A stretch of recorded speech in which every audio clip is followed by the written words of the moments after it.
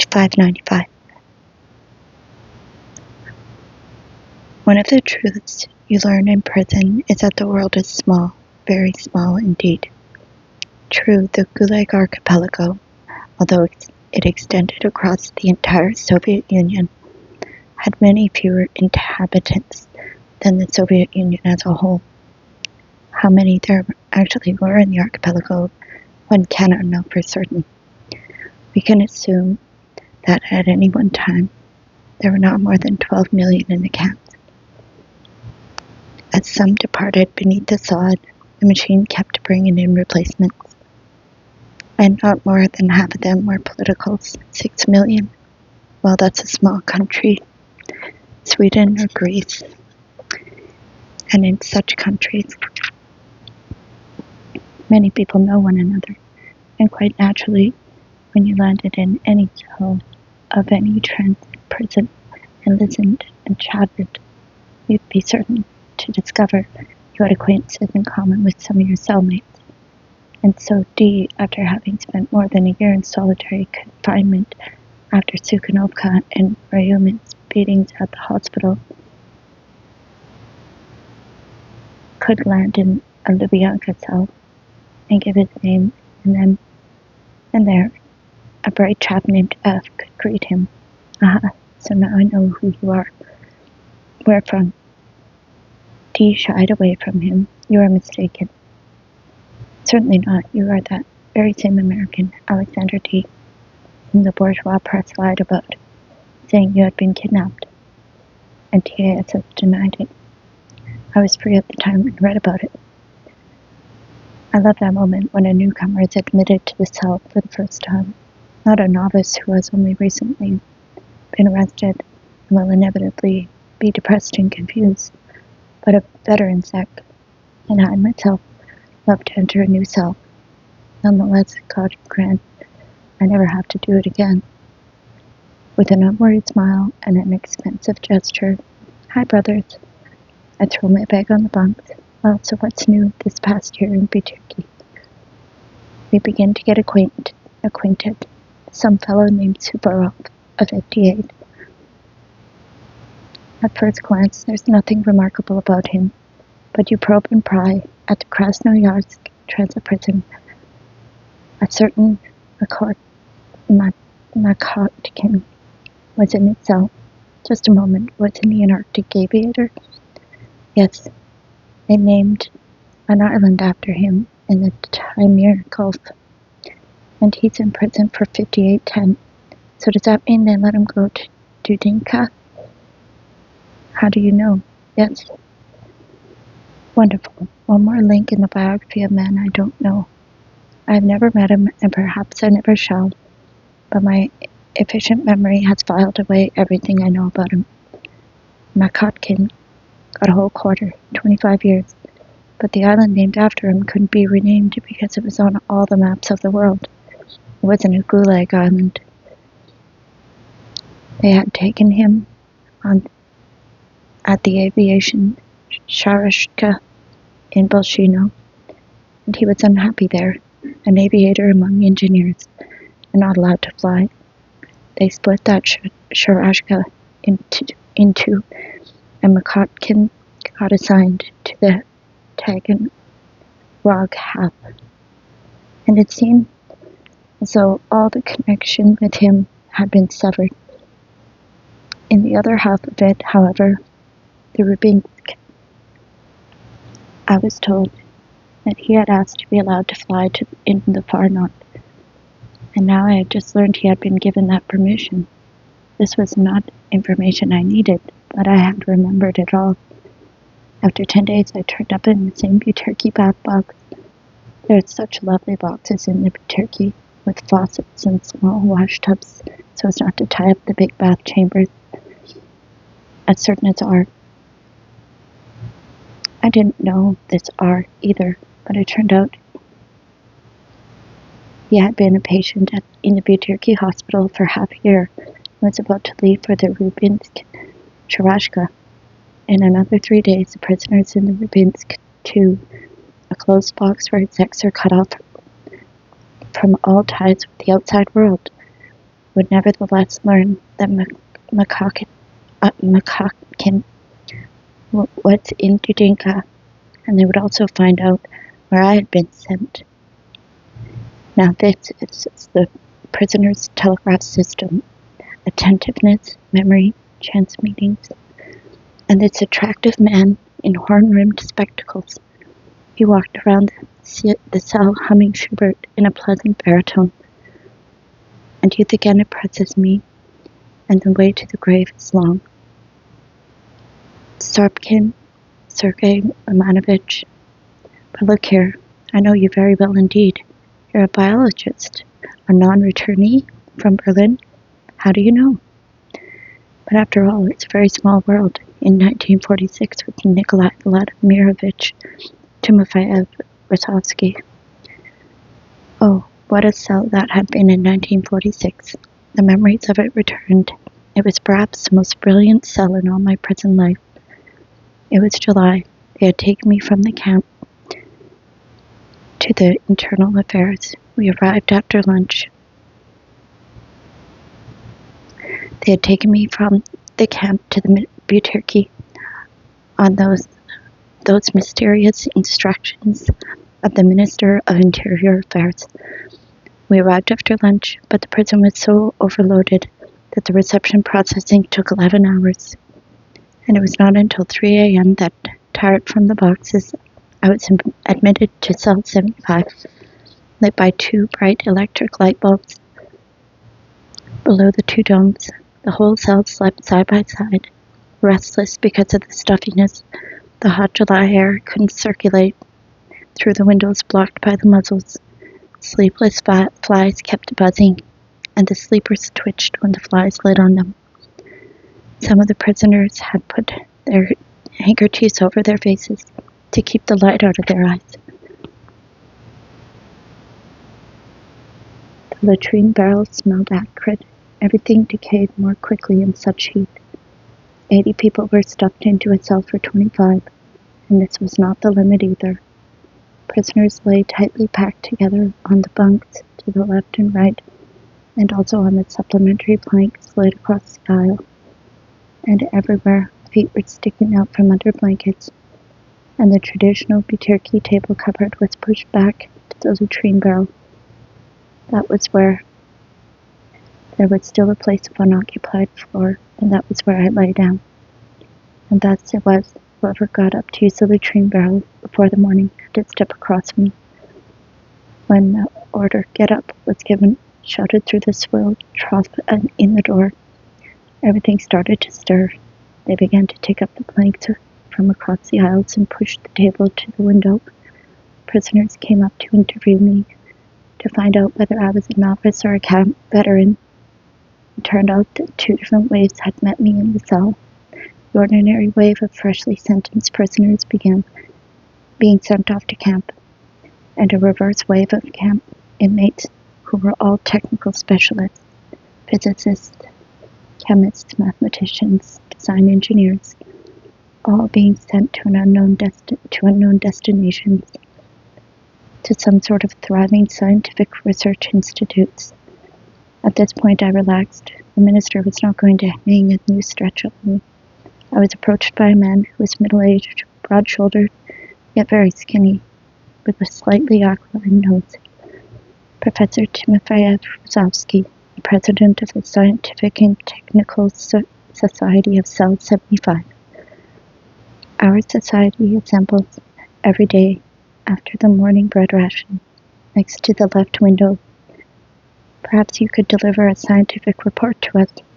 What precisely might it be? Hot underwear, I stood before him in my long, bedraggled overcoat and a winter cap. Those arrested in the winter are foredoomed to go about in winter clothing during the summer too. My fingers had not yet straightened out that morning and were all scratched. What kind of scientific report could I give? And right then I remembered that in camp I had recently held in my hands for 2 nights the Smith Report, the official report of the United States Defense Department on the first atom bomb, which had been brought in from outside. The book had been published that spring Had anyone in the cell seen it? It was a useless question. Of course no one had, and thus it was that fate played its joke, compelling me, in spite of everything, to stray into nuclear physics, the same field which I had registered on the GULag card. After the rations were issued, the Scientific and Technical Society of Vol. 75, consisting of 10 or so people, assembled at the left window. I had made my report and was accepted into the society. I had forgotten some things, and I could not fully comprehend others. And Timofeyev Rosovsky, even though he had been in prison for a year, knew nothing about the atom bomb, was able on occasion to fill in missing parts of my account. An empty cigarette pack was my blackboard, and I held an illegal fragment of a pencil lead. Nikolai Vladimirovich took them away from me and sketched and interrupted, commenting with much self-assurance, as if he had been a physicist from the Los Alamos group himself. He actually had worked with one of the first European cyclotrons, but for the purpose of irradiating fruit flies. He was a biologist, one of the most important geneticists of our time. He had already been in prison back when GULag, not knowing that, or perhaps knowing it, had the courage to write a Canadian magazine. Russian biology is not responsible for Lysenko. Russian biology is Timofeyev Rosovsky. And during the destruction of Soviet biology in 1948, GULag paid for this. Schrödinger, in his small book, What is Life, twice cited Timofeyev Rosovsky, who had long since been imprisoned. And there he was right in front of us. And he was simply bursting with information concerning all possible sciences. He had that breadth of scope, which scientists of later generations don't even want to have. Or is it that the possibilities of encompassing knowledge had changed? And even though, at the moment, he was so worn down by the starvation of the interrogation period that these exercises were very difficult for him, on his mother's side, he was descended from impoverished Kaluga gentlefolk who had lived on the Resa River, and on his father's side, he was a collateral descendant of Stefan Razin, and that Cossack energy was very obvious in him, in his broad frame, in his basic soundness, in his determined struggle with his interrogator, and also in the fact that he suffered from hunger more than we did. And his story was this. In 1922, the German scientist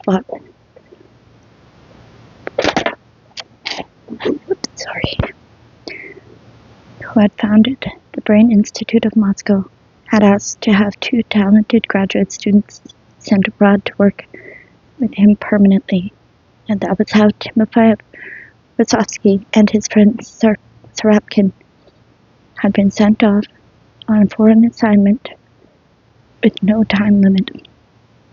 And even they thought they did not have any ideological guidance there. They nonetheless achieved great things in science, and when in 1937 they were instructed to return to their homeland, this seemed to them, since it meant interrupting their work, impossible.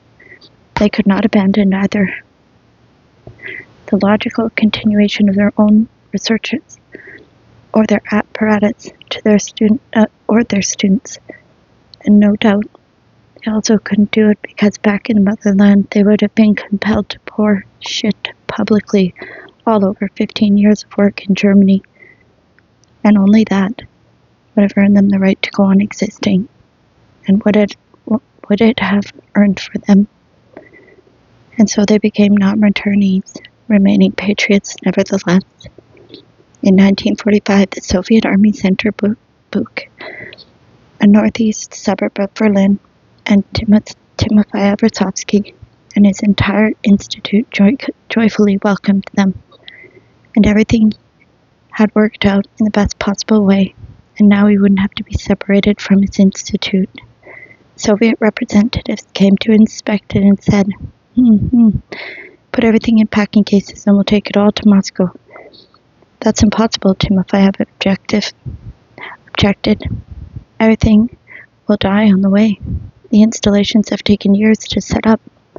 The bigwigs acted astonished, and very shortly after that, Timofeyev and Sarapkin were arrested and taken off to Moscow. They were naive. They had thought that the Institute would not be able to operate without them. Well, even if it didn't operate, the general line of the party must triumph. In the Big Lubyanka, it was easily proven to the arrested individuals that they were traitors of the motherland, or to it, and they were sentenced to 10 years.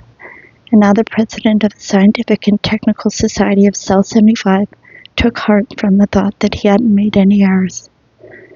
In the Butyrki cells, the arched metal frames supporting the bunks were very, very low. Even the prison administration had never thought of having prisoners sleep under them. Therefore, you first tossed your neighbor your coat so that he could separate it out for you under there, and then you lay face down in the aisle and crawled your way in. Prisoners walked through the aisle, the floor underneath, the bunks swept, maybe once a month, and you could wash your hands only during the evening trip to the toilet, and even then without soap. And it was thus impossible to say that you could perceive your body as a divine vessel. But I was happy, there on the asphalt floor, under the bunks, in a dog's den, with dust and crumbs from the bunks falling in our eyes. I was absolutely happy, without any qualifications. Epicurus spoke truly. Even in the absence of variety, can be sensed a satisfaction when a variety of dissatisfactions has preceded it. After camp, which had already seemed endless, and after a 10-hour workday, after cold, rain, and aching back, oh, what a happiness it was to lie there for 4 whole days on end, to sleep, and nevertheless receive 1.5 pounds of bread and 2 hot meals a day, made from cattle feed or from dolphin's flesh. In a word, the Butyrki health resort. To sleep was so important, to lie there on one's belly, to cover one's back, and just to sleep. When you were asleep, you didn't spend your strength nor torment your heart, and meanwhile your sentence was passing. When our life crackles and sparks like a torch, we curse the necessity of spending 8 hours uselessly in sleep. When we have been deprived of everything, when we have been deprived of hope, then bless you, 14 hours of sleep. But they kept me in that cell 2 months, and I slept enough to make up for the past year and the year ahead. And during that time, I moved forward under the bunks to the window and then all the way back to the latrine barrel, but on the bunks this time. And then on the bunks I moved to the archway. I was sleeping very little by this time. I was gulping down the elixir of life and enjoying myself. In the morning at the Scientific and Technical Society, then chess, books, oh, those itinerant books. There were only 3 or 4 for 8 or 10 people, and there was always a waiting list for them. Then a 25-minute walk outdoors, a major chord. We never refused our walk, even when it was raining heavily, and the main thing was people. Nikolai Andreevich Semyonov, one of the creators of the Dnieper hydroelectric dam and power station. His POW friend, the engineer Karpov, witty, caustic Viktor Kagan, a physicist.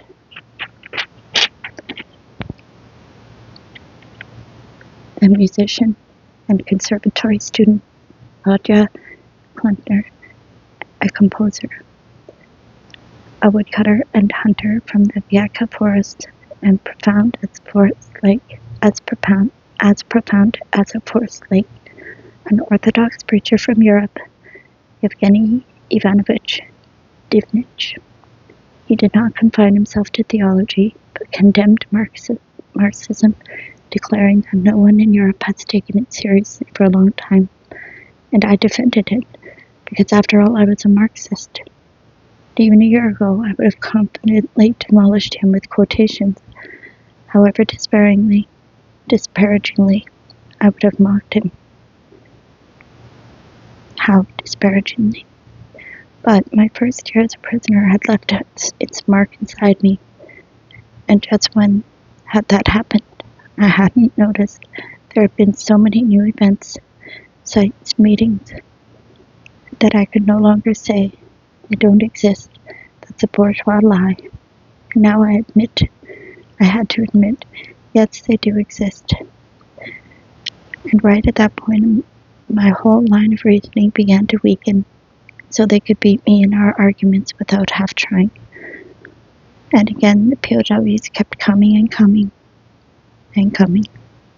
This was the second year of the wave of them. They kept unceasingly coming from Europe. And once more, there were Russian emigres from Europe, from Manchuria. One went about among the emigres seeking news of acquaintances by first asking what country they had been from, and did they know so-and-so? Yes, of course they did. And that is how I learned of the execution of Colonel Yasevich. And the old German, that portly German, now emaciated and ill, whom I had once, upon a time back in East Prussia, was it now 200 years ago, forced to carry my suitcase. Oh, how small the world really is. The strange fate that brought us together again. The old man smiled at me. He recognized me too, and even seemed pleased by our meeting. He had forgiven me. He had been sentenced to 10 years, but he certainly didn't have anywhere near that long to live. And there was another German there too, lanky and young, but unresponsive, perhaps because he didn't know one word of Russian. It wouldn't even take him for a German right off the bat. The thieves had torn off everything Germany had on, and had given him a faded old Soviet field shirt in exchange. He was a famous German air race. His first campaign had been in the war between Bolivia and Paraguay, and his second in Spain, his third in Poland, his fourth over England, his fifth in Cyprus, his sixth in the Soviet Union.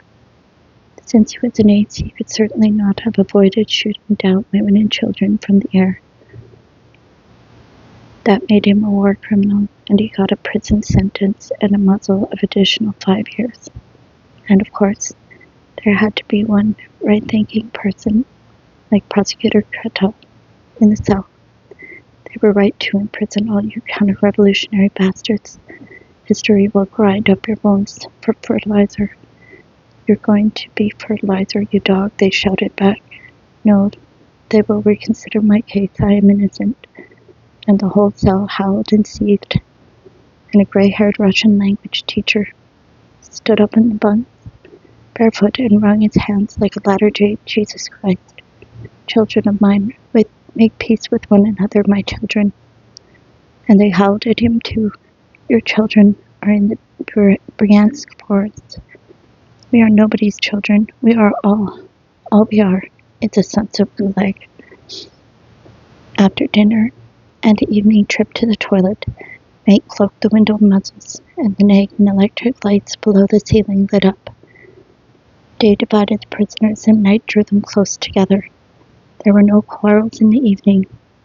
Lectures and concerts were given, and in this too Timofey Versovsky shone.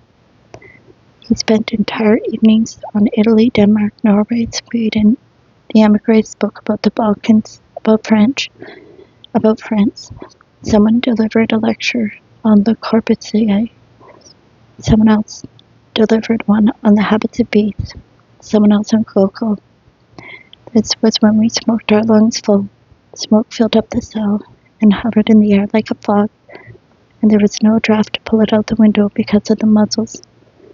Kostya, Kula, twin to me in age, round-faced, blue-eyed, amusingly awkward, stepped up to the table and recited to us the verses he had composed in prison. His voice broke with emotion.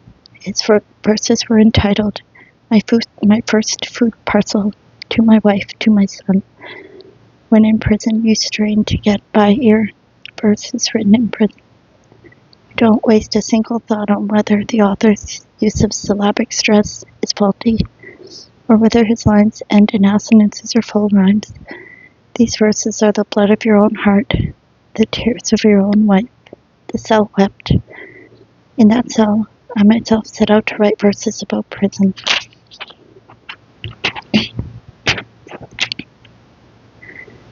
And it was there that I recited the verses of Yesenin, who had almost, but not quite, been on the forbidden list before the war. And young Bubnov, a POW, and before that apparently a student who had not completed his studies, worshipfully gazed at those reciting, his face aglow. He was not a technical specialist, and he hadn't come from camp, but he was on his way there. And because of the purity and forthrightness of his character, he would in all likelihood die there. People like him don't survive there, and for him and for others, their fatal descent break for the moment. The evenings in Cell 75 were a sudden revelation that the beautiful world which exists and will continue to exist, but which their own heart fate hadn't given them one little year of, not even one little year of their young lives. This will dropped down in the turnkey's barked at us. Bed. No, even before the war, when I was studying at 2 higher degree educational institutions at the same time and earning my way through tutoring and striving to write too. Even then I had not experienced such full heart-rending, such completely filled days as I did in Cell 75 that summer. But listen, I said to Sarapkin, I have heard since from someone called Duel, a 16-year-old boy who got a $5, not on school report card either, for anti-Soviet propaganda. What do you know him to? He was on our prisoner transport in Karaganda. I heard, I continued, that you were given work as a laboratory assistant doing medical analysis, and that Timofeyev Rosovsky was constantly being sent out on general assignment work.